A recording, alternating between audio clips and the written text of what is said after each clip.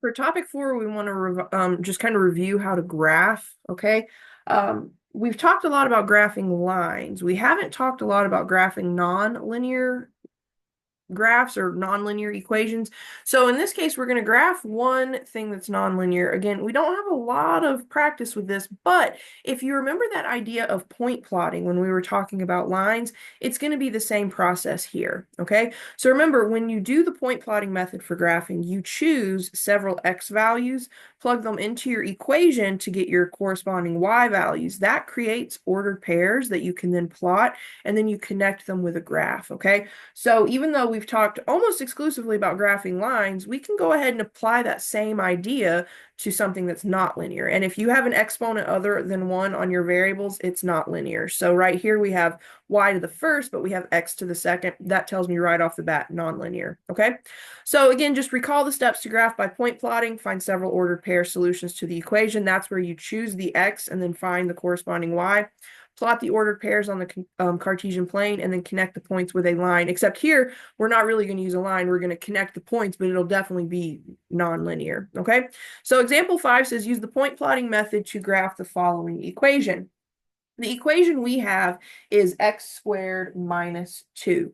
Now, when you're dealing with something like this, you could choose really any value for x, but you don't want to go too crazy because you don't want these like really hard values to graph. We also have a Cartesian plane right here that goes from negative to positive 10 on the x and y axis. So ideally, we would like our points to be between negative and positive 10 for x and y. So I think we would be fine if we chose negative 2, -1, 0, 1, and 2. That's a good starting point. That's kind of like a nice default to start with. There are times where you want to change this, where you know if you choose one of these 5 values, it would create a fraction. Sometimes you can avoid that because fractions are a little harder to plot, but this is going to work beautifully for this particular graph. So what we want to do for each x value, we want to plug it into the function or the equation one at a time and figure out what y would have to be. So with x equals -2, we're going to go y equals, well, we want to take x and square it, so use parentheses. So we've got -2 squared in parentheses minus 2. Well, -2 squared, if you're dealing with a negative that's inside parentheses, the exponent tells you if it's going to be positive or negative. An even exponent tells us this is going to stay positive. So this is just 4 minus 2 or 2. So when x is -2, y is 2, and that creates the ordered pair -2, 2. Now we're going to do the same exact thing, but this time for y, or for x equals -1. So I get y equals x squared, which is -1 squared minus 2. Well, negative inside parentheses, even exponent is going to be positive, so we just want to think of 1 squared, which is just 1, and 1 minus 2 is -1. So we've got the ordered pair -1, -1. Okay. We repeat, but this time x is 0, so I get y equals x squared, which is really 0 squared minus 2. So we get 0 minus 2, or just -2. So I've got the ordered pair 0, -2. We want to do now x equals 1, so I get y equals x squared, which is just 1 squared minus 2. Well, 1 squared is just 1. 1 minus 2 is -1. And then finally, we have x equals 2. So I get y equals x squared, which is 2 squared minus 2. So y equals, well, 2 squared is 4. 4 minus 2 is 2. So we've got the ordered pair 2, 2. So we want to plot these 5 ordered pairs. So starting just at the top of the list and going down, we have -2, +2. So that's right there. We have -1, -1. So that's right there. We have 0, -2.